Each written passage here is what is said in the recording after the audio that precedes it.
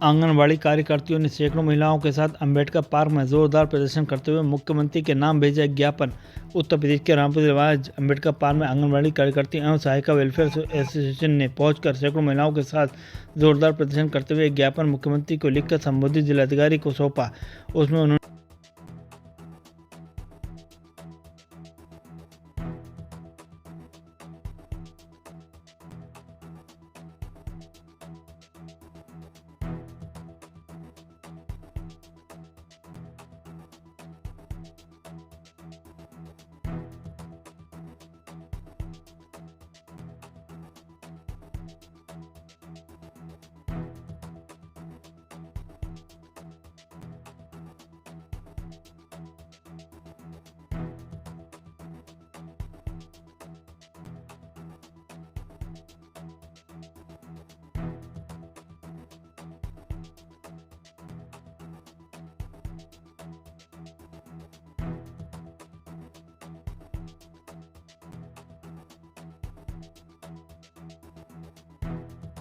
जो प्रत्येक वर्ष हम मनाते हैं और सरकार का जो ध्यान है हम अपनी को और आकर्षित करना चाहते हैं कि सरकार हमें किस श्रेणी में रखना चाहती है। मजदूर दिवस है, हमें कम से कम न्यूनतम मजदूरी दे दे, मजदूर ही मान ले, संविदा कर्मी मान ले, किसी श्रेणी में तो हमें रखे।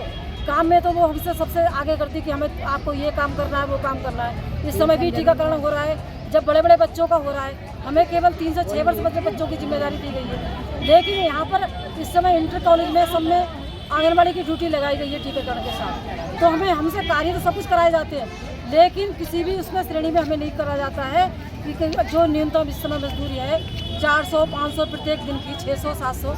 और हम तो कुशल श्रमिक में आते हैं, देखे बड़े इंसान हैं, कुछ हम मतलब जानते भी हैं सब कुछ।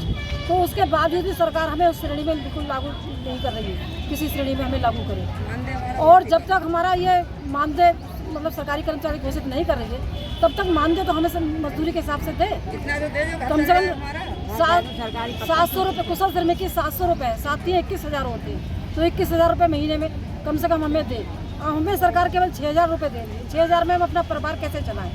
और ना तो हमें कोई ग्रेजुएटी है, ना कोई हमारे आने जाने का है, कोई सुविधा नहीं किसी प्रकार की मानदेय से अलावा। और जो हमारा PLI है, जितना हम काम करेंगे उसको उतना हमें राज्य सरकार 1,500 रुपये दे रही है, उसको हम चाह रहे हैं कि हमें मानदेय में हमें उसको जोड़ा जाए। और जो भी जैसे फेस ID का कार्य है, ऑनलाइन कार्य है, इनका कोई भी भत्ता, कोई मानदेय मतलब कोई पैसा पाई कुछ नहीं दे रही रिचार्ज का, किसी भी चीज़ का। आज ये जो धरना प्रदर्शन है आपका, तो ये प्रदेश व्यापी है? ये प्रदेश व्यापी है और प्रदेश में हमारा ये संयुक्त मोर्चा है, उसका पर आधारित ही पूरे प्रदेश में हो रहा है, प्रत्येक जिले में हो रहा है। और इसका अगर हमारा जो सरकार ने मांग नहीं मानी तो सभी की बैठक हो चुकी है इस बारे में कि आगे आने वाले समय में हमारा आंदोलन बड़ा होगा और अनिश्चितकालीन धरना होगा। और अगर जब तक हमें सरकार इसका पैसा फेस ID का करने लोग जो है प्रदर्शन धरने करते रहते हैं, आपकी मांगे नहीं मानती हैं, आप लोग कुछ क्यों नहीं करते हैं इससे ज़्यादा आगे? नहीं करते हैं। लखनऊ में हर साल प्रत्येक वर्ष हम कम से कम एक धरना लगाते हैं। इस बार भी इसके बाद में लखनऊ में 2 अक्टूबर को एक बहुत बड़ा इको पार्क में धरना होने वाला है और संयुक्त मोर्चा का होने वाला है। कई संगठन है, सभी मिलकर करेंगे और उसका फिर अनिश्चितकालीन करेंगे अगर इस बार सरकार ने नहीं माना। हर बार हम उम्मीद लगाते हैं सरकार कुछ ना कुछ करेगी, कुछ ना कुछ करेगी।